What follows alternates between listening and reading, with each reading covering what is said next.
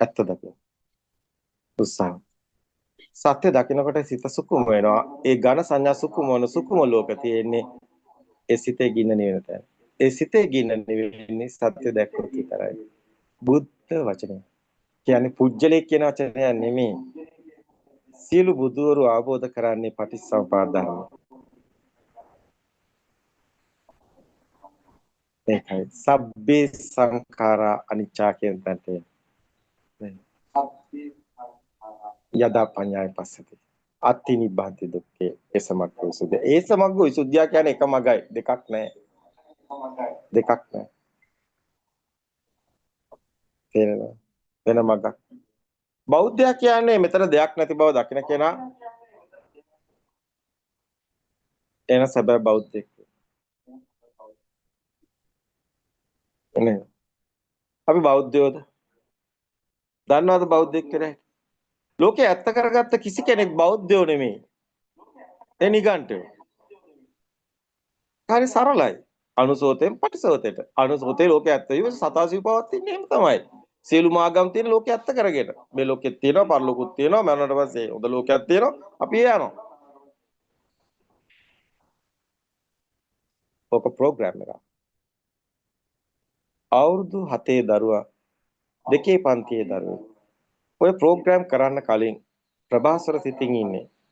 එයාට එහෙම නෑ. ඒක නිසා යාට සෑහලුයි. එයා සෝතාපන්න වෙනවා. හැබැයි යාට කියන්න ඕනේ සත්‍ය වචනේ විතරයි. මේක ප්‍රෝග්‍රෑම් එකක් පැටියෝ. මේකට නම් අහුවෙන්න එපා. ඔය දැක්කම පැටියෝ ඔය ෆෝන් එකට දාන්න සිම් එක දාලා ප්‍රෝග්‍රෑම් කරන පොඩි උනුත් දන්නවා දැන් මේවා. ඕක පොතේ ඕක අප්ඩේට් කරලා දැක්කනේ ප්‍රෝග්‍රෑම් එක දුවන දැක්කනේ. ආ පුතේ ඔන්න ඕක තමයි ඔයාගේ මොලේට කරන්නේ අම්මලා තාත්තලා එකතු වෙලා. කියලා වෙනවා පුතේ ඔක් කරොත්. ඕක තමයි මේ ඔක්කොම දඟලන දැඟලිල්ල පුතේ ප්‍රෝග්‍රෑම් එක දුවන ඔය ටික තියෙන ප්‍රෝග්‍රෑම් ගේම් එකක ඒ වගේ ගේම් ගන්නවා වගේ තමයි පුතේ ලොකු අය. අහුවෙන්න එපා පැටියෝ. කිව්ව ගමන් ඈ ඇත්තද? එහෙමයි. එතකොට ඔය කොම් ප්‍රෝග්‍රෑම්ද? ඕ ප්‍රෝග්‍රෑම් පැටියෝ. අම්මෝ අපිත් එක්ක හිටිය කොල්ලෝ දෙන්නේ. පටන් ගත්තේ අරේ මාතරේ. නේ. ඒ කොල්ලෝ දෙන්න ගියාම අයියන්ගෙනට එකක්. ආ කොල්ලෝ දෙන්න හොඳට දැනගත්තා වැඩේ. දෙන්නම් අරනස මාවත් දාන ගෲප් ඔක්කොට මට තේරුණා වැඩේ. මම දෙන්නම් මේක කිව්වා ගාත්. අපි ලස්සට කියලා දුන්නා. ඔක පුතේ ප්‍රෝග්‍රෑම් එකක් ඔක හරියන්නේ නැහැ. ඔය අප්ඩේට් කරලා තියෙන්නේ. ඔයගේ ඔළුවේ තියෙන ප්‍රෝග්‍රෑම් එක ඩීලීට් කරලා දානවා. ඔක ස්ථිරමන් ඊට පස්සේ ගෑල්ලාමික් ගන්තකෝ දෙකෙක් කිව්වා ඒ ප්‍රෝග්‍රෑම් එක ඔකක් දාගෙන ඉන්න ඕකත් වැඩක් වෙන්නේ නැහැ කිය. එනසු ඒක ඩීලීට් කළා. ෆෝන් එක කොල්ල වයිරකොට අදුරුත් දෙනවා මයියන්ගනේ ඇත්තටම නැගලා මේකේ මිනිස්සුන්ට පුදුම ආදරේ කොල්ලට කොල්ලක්වත් නැහැ කියලා තේරුණා අවසානයේදී මේකත් ප්‍රෝග්‍රෑම් එකක් අරනන්ස වැඩක් නැහැ කියලා තේරුණා සෝතාපන්නයි සංසාරේ භවේතුකා සිතුවිලි සංසාර නැමැති ප්‍රෝග්‍රෑම් එක අප්ඩේට් කරගෙන අපි විඳින දුක ඒක ඩිලීට් කරගන්න බැරුව දඟලන දැඟලිල්ල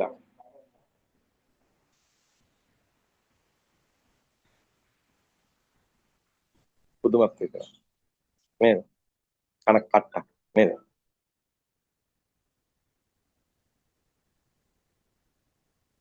31 ලෝක ධාතුවම මේ සිතමයි සිතේ ගින්න තමයි මේ ලෝක ධාතුව ඒ සිත ගින්න සුකුම වෙන්නේ කොතරම්ද සුකුම ලෝකේ තරම් සිතේ ගින්න වැඩි වෙන රාග දේශම ගින්න වැඩි වෙන කියන එකයි ඒ තරම්ම දුගතියයි මරලා නෙමෙයි මේ මොහොතේ හැබැයි ඇත්තටම කිව්වොත් හුස්ම ටික ගියොත් කොයි තරම්ද ගින්න තියෙන්නේ ඒ තරමටම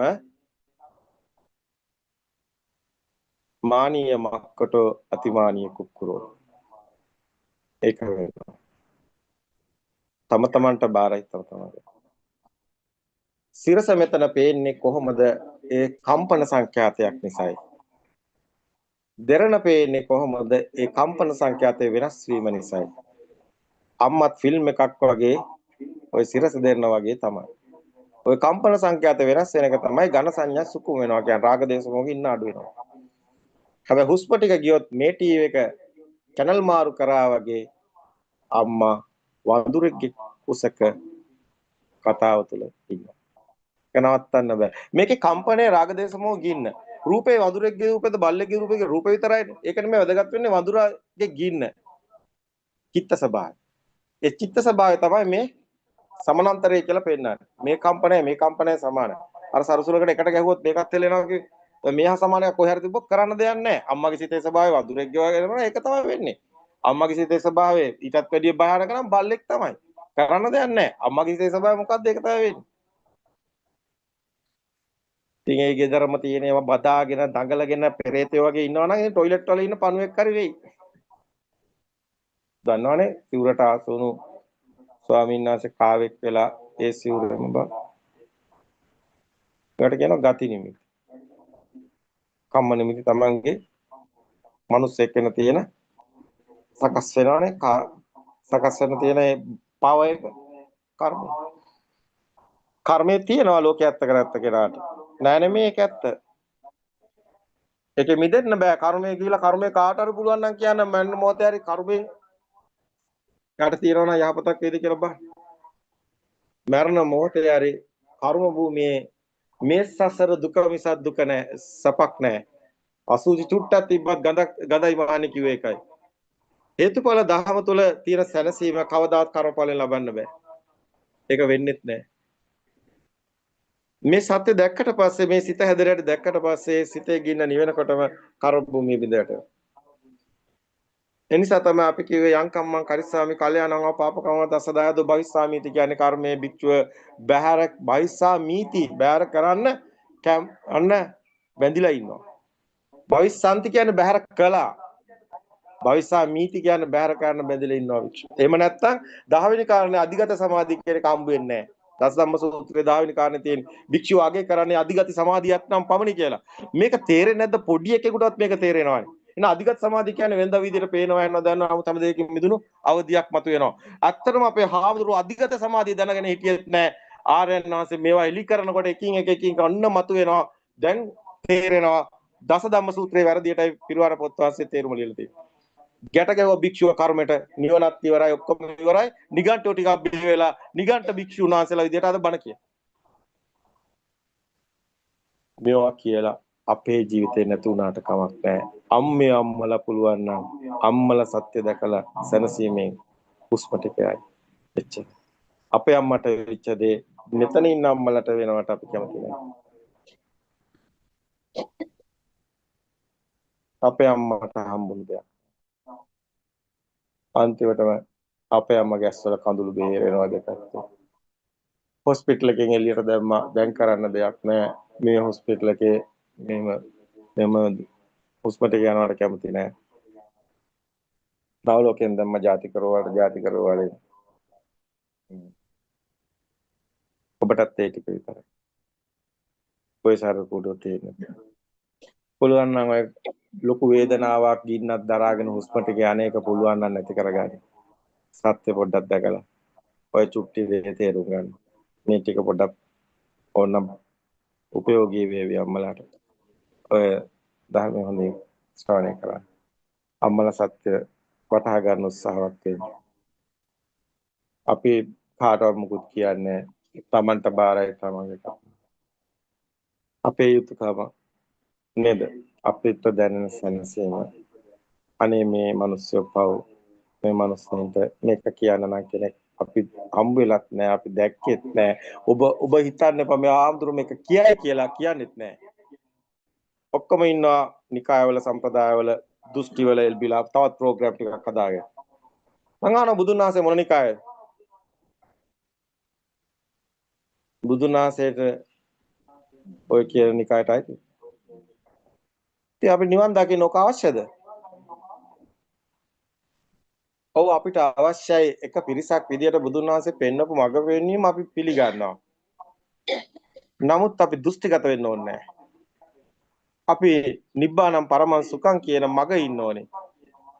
බුදුන් වහන්සේ පෙන්නපු ඒ භික්ෂුව කියන්නේ රාග දේශ මොහ කෙලෙස් සංසිඳන මඟ නම් මිනිස්සුගේ රාගය වැඩි කරන්න බෑ. භව රාගය යන්න බෑ. භව නිරෝධයට මිනිස්සු ගෙනියන්න ඕනේ. එහෙනම් මේ මොහොතේ දෙයක් කළ මිනිස්සුන්ට දිව්‍ය ලෝකයක් නිරයක් මතු කරලා පෙන්නලා ගොන් කතා කියලා බෑ. මිනිස්සුන්ව ගොන් කමේ දක්කන්න නෙමෙයි ඕනේ. මිනිස්සුන්ව ගොන්නු කරන්න නෙමෙයි ඕනේ. මිනිස්සුන්ට ඇත්ත කියලා මිනිස්සුන්ට නිදාසේ සැනසීමෙන් ඉන්න කියලා දෙන්න ඕනේ. පටාචාරාම පින් කරන්න කියන්නේ කොහොමද? දානි කියන්නේ කොහොමද? පටාචාරට මොනවද තියෙන්නේ? කිසා ගෞතමියවම පින් කරන්න කියන්නේ කොහොමද? දානි දෙන්න කියන්නේ කොහොමද? කිසා ගෞතම මොනවද කියන්නේ? ඒතර අද පන්සලට එන පටාචාරට ඔබ වහන්සේ කියන බණ මොනවද? අද කිසා ගෞතමිලා නැත්ද? අපේ සූම් එකට ඇවිල්ලා කියනවා අවුරුදු 10යි දරුවා නැති වෙලා මෙන්න තාම අඬනවා. අනේ අම්මේ මේ මොකද මේ? පව් කඳුළු බේරෙනවා. අවුරුදු 10ක් කඳුළු සලන අම්මලා කිසා ගෞතමිලා නෙමේද? දරු දුක දරා ගන්න බැරුව දුක් විඳින අම්මලාට තවත් මව්ගුණ ගී කියලා කඳුළු ගංගාවක් හදන්න දෝනේ. අම්මා වරුනේ අම්මා සම්මා සම්බුදු අම්මා දරුවන්ගේ දුක් කඳුළු දකිනදා සුරලව සිට අතපා ඒ කඳුලරි පිසින අම්මලාට ඕනේ ඒක ටේස්ට් කර ඉන්න. අම්මලා එකේ මුදවන්න ඕනේ. අම්මේ අම්මත් නිවන් දකින්නවා කියලා කොන්දක් තියෙන කෙනෙක් ඕනේ කියන්නේ. අම්මව ඒකේ මුදවනවා අර අම්මව ඒකේ තියලා තව ටිකක් ටේස්ට් කරලා තවත් අම්මගේ පසුම්බිය තියෙනක උණු කරලා වක් කරලා ගන්න දෝනේ. ඒක කරන්න එපා අපේ හඳුරන්නේ. එන චතුරාර්ය සත්‍ය ධර්ම දේශනා කරන්න. එක කෑල්ලක් කියලා මංකොල්ල කන්න එපා. මේක කරන්න සාධාරණ ආයාචනයක්. අපේ හාමුදුරුවනේ අම්මලාව මත් කළා චතුරාර්ය සත්‍ය ධර්මයෙන් එක කෑල්ලක් කියලා මංකොල්ල කන්න එපා. තුන්සිත පහදවා පින්දහම් කරන්න. එහෙනම් තුන්සිත පහදවා පින්දහම් කරනවා කියන්නේ සිතේ පිරිසිදුකමයි පින කියන්නේ. එහෙනම් තුන්සිත මොනවාද? අපිට තියෙන සිත් තුනයි. මොනවාද? රාග, ද්වේෂ, මෝහ තුන්සිත. මේ තුන පහද වෙන්න බණ කියනවා කියන්නේ රාග ගින්න, දේශ ගින්න, මෝහ ගින්න සංසිඳන බණක් කියන්න ඕනේ. එහෙනම් තුන්සිත පහදවා පින් කරනවා කියන්නේ සිත පිරිසිදු වෙන එකටයි. ගොන් කතා කියන්න එපා කිව්වේ ඒකයි. අපිත් කියනවා පිරිසිදු වෙන්න ඕනේ. ඒ සිත පිරිසිදු වෙන්න ඕනේ කියන එකයි කියන්නේ. වෙලාවකට මේක ඇල්ලක් කියනවා, තව වෙලාවකට තව එකක් කියනවා. හොඳට බලන්නකො අපේ ආන්තරු බණ කියන එක. එකම කියනවා. ඒක කරන්න එපා. සැබෑම පින කතා කරන්න. සැබෑම කුසලය මොකද්ද? ප්‍රඥාව කියන්නේ මොකද්ද? කුසලයේ තියෙන්නේ කොතනද?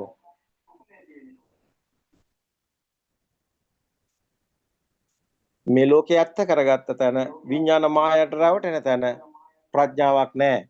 සීල සමාධි ප්‍රඥා කියලා කියන්නේ මොකද්ද? දර සීල කියන්නේ මෙතන ලෝකේ ඇත්ත කරගෙන ඉන්නවා නම් එතට සීලේ නැහැ. එහෙනම් මේ සීලය කියන්නේ මොකද්ද? සීලේ පටිච්චය නරෝ සපඤ්ඤෝ කියලා කිව්වේ. එහෙනම් මේ ලෝකේ ඇත්තක් නොවන බව දකින්න තරයි ඒකයි සීලේ. තමන් මොනාර දෙයක් කියනවා නම් කරනවා නම් හැමතැනම එයාට මේ ලෝකේ ඇත්ත වෙලා නැත්තම් එයා දකිනවා නම් මේක සිතුවිල්ලක් කියලා. එයා දන්නවා සිතුවිල්ල ඇත්ත නෙමෙයි කියලා. එතන තියෙනවා ආරේකාන්ත සීලේ සිතුවිල්ල ඇත්ත නොවන බව දකින තැන. හැබැයි ලෝකේ ඇත්තක් නොවන දකින තැන නරෝසපඤ්ඤෝ භික්ෂුව රකින්න සීලේ තියෙනවා. ඒ සුතතාර ශ්‍රාවකයා. බෞද්ධයෝ එහෙමයි. බෞද්ධයා කියන්නේ බව ඇත්ත නොවන බව දකින කෙනා බෞද්ධ. භාවය කියන්නේ මේ මොහොතේ දෙයක් කියලා ගත්තා. පුටුව කියන්නේ භවය. එතකොට පුටුව කියලා දෙයක් නැත්තම් බෞද්ධයෙක්. ඔබ බෞද්ධයෙක්ද? නොබෞද්ධයෙක්. එනකට දැනගන්න. පුංචි දරුවටත් කියලා දෙන්න. පුතේ අපි බෞද්ධයෝ. අපි මේ ලෝකේ ඇත්ත කරගෙන දුක් විඳින අය නෙමෙයි. අම්මලේම දරුවෝ හදන්න මං කියන්නේ. එක දරුවෙක් හරි හදන්න. අටතරමින් අම්මත් නිවන් දකින්න. දරුවට සැනසීමක් දැනෙනවා.